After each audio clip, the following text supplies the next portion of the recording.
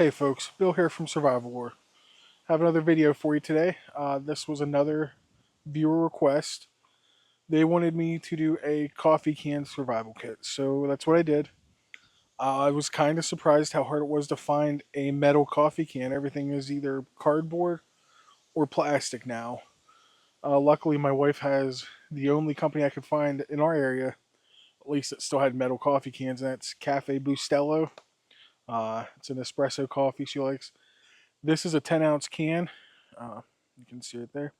So it is quite small. It's not very big. But I was surprised how much is able to get in there. So we'll break into the contents. The kit itself, fully stocked, weighs just over 22 ounces, about 635 grams. So relatively lightweight. But let's get into it and I'll go over the contents with you.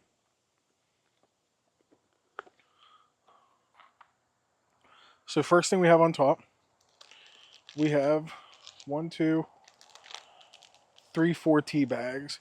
I wanted to have some tea bags in here just to have a drink. If you're out and it's cold, let you make a hot drink with these. So we got 4 tea bags. Along the same lines, we added 4 beef bouillon cubes. See right there. So that, along with the same lines of the tea, wanted to be able to have some nourishment. It's not necessarily going to provide you much calories, but it's going to make you feel better in a bad situation. That's why we have it in there. Let's see, we'll start on top. First thing we have, Brunton glow-in-the-dark tag-along compass. Compass is pretty straightforward, guys. We know you want to be able to find the direction you're going in. Knowing your basic directions from where you start out at, this is going to let you navigate if you have to and if you're able to out of the woods. So, basic Brunton compass.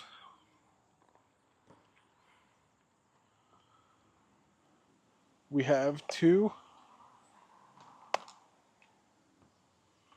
candles up next. These go in. These are used with the space blanket in there to make a microclimate. You guys have seen me talk about these before. You huddle around your blanket, wrap it around you, bury this right in the dirt in front of you, light it, and it's going to provide you a microclimate. You'd be surprised how much warmth wrapped inside that space blanket these will be able to provide you. So we have 2 candles. These run about 6 hours each. So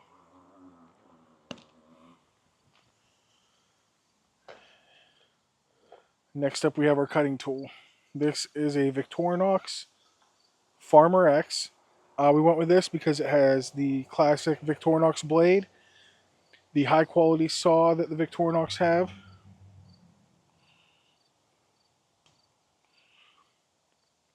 and it has an all reamer and a pair of scissors on those. So that's why we went the Victorinox, and it's also quite compact for having all that ability. So we have the Victorinox Farmer X. Okay. Next up, roll duct tape. You guys have heard me talk about why we put duct tape in kits. This is bought. I did not roll these. It's a pain in the ass to roll them, so I spend a couple dollars and I will buy the pre-rolled duct tapes. Worth the money, in my opinion. Next up, we have some medications in here. This is some Advil and enough painkillers in here for 24 hours, along with having 4 Benadryl in here. So if you're having an allergic reaction, it's going to be enough in here to kind of get that to subside. And if you have some pains, get you through the next 24 hours. So we have that in here.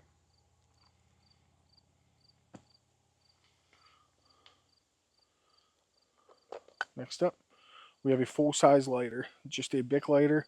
We go with the Bics because they're just more durable than those standard like Scripto or other off-brand lighters.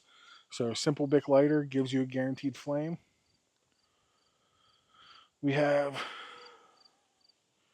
2 hanks of Bankline, about 30 feet here, enough to use in tandem with the space blanket still in there to build a nice shelter. So we have that. Stick these guys over here. Next up, we have a 1-liter Whirl Pak Bag. These are kind of the quintessential water storage bags for survival kits. These stand up, they're easily fillable, and being 1 quart, they work well with Aquatabs and many of the other purification tablets. So 1 quart Whirl Pak Bag.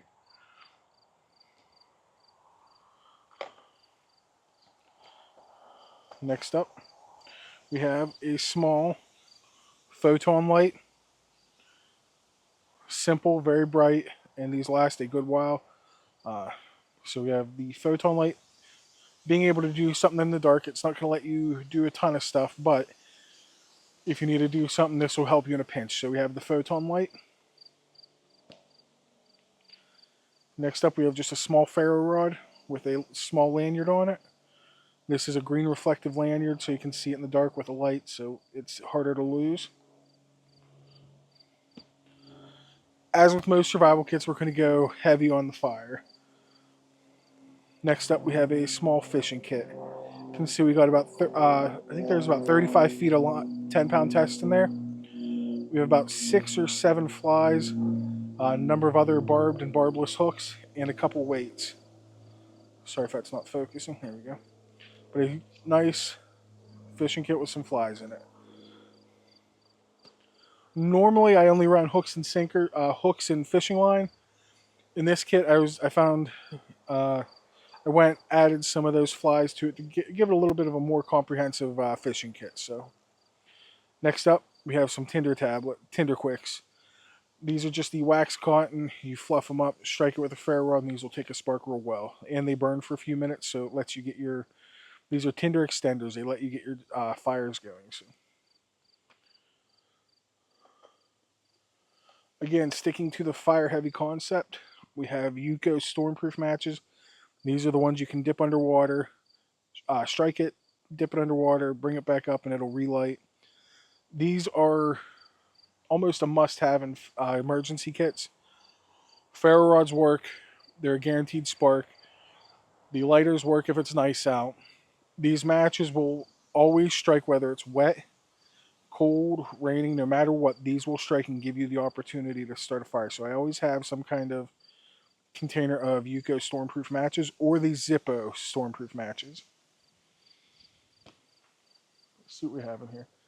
Next up, let's pull these out. A little bit more nourishment. We have 3 packages of honey. These are just disposable packages. So some honey, you can add it to your tea, eat it, use it as bait, whatever it may be. We just have some honey in there to get you through.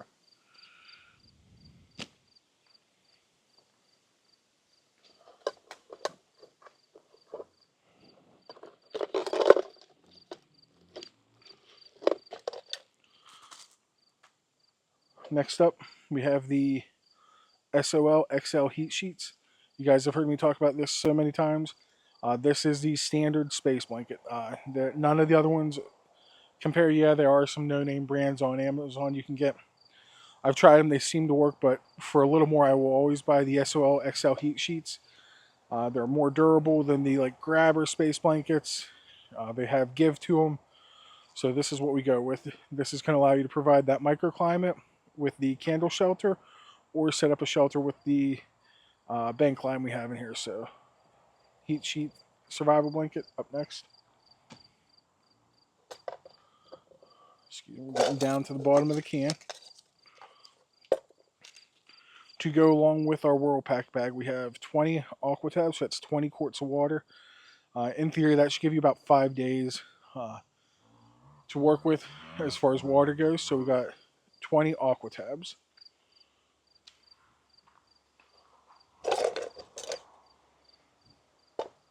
Here we just have an assortment of bandages. We got about 4 of each, so we got those in here. And those bandages are for your knuckles, fingers. If you're in a bad situation, the most important thing you can do is take care of your hands, so that's why we have those in there. Another piece of fire equipment, Fresnel Lens. Having infinite fire, being able to use the sun to create a fire with this, to me this is a must-have in every survival kit. They take up literally no space, so Fresnel Lens. Getting to the last few things in here. Next up, we have a signal whistle. This is a Tops signal whistle. Yeah, you guys see the wind picking up. It's supposed to rain here soon, so We have the top signal whistle, very loud, very compact. We wrapped it with some orange tape to make it a little more visible. And along with our medication we said earlier, we have those diphenhydramine tabs. So having some basic painkillers and antihistamines will go a long way in the woods. So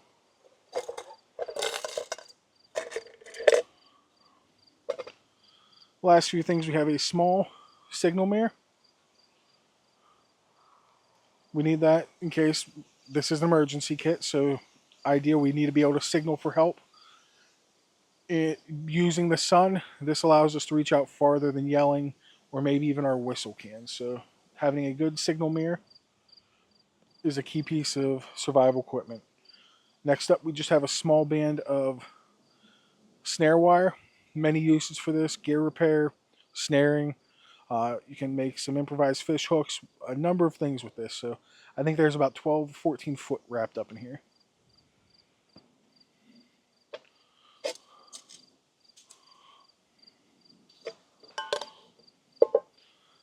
Last two things in there: large sail needle. This can be used in tandem with your fishing line to sew gear, dig slivers out, whatever it may be.